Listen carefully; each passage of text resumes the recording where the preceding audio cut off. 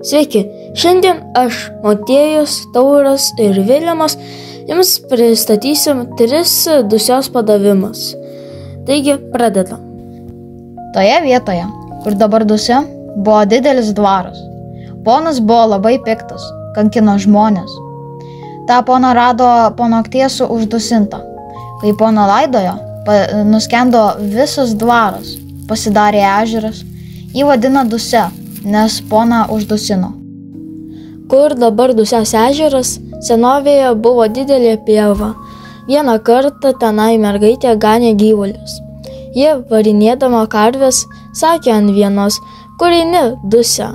Vos tik jie taip pasakė, pradėjo debesys ūžti, šniokšti.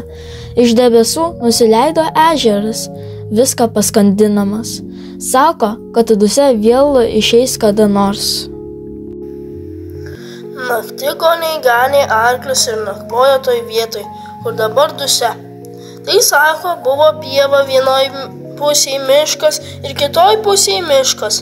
Naktigoniai pamatė, kad toks gražus kamuolys, baltas sidabrinis, riboja. Kas tas kamuolys nuribavo klonin, pasiliejo ežeras.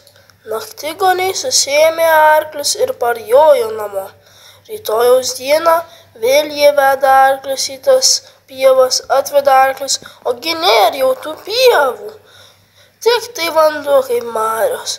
Jie parjoja, sako, jau užėjęs vanduo.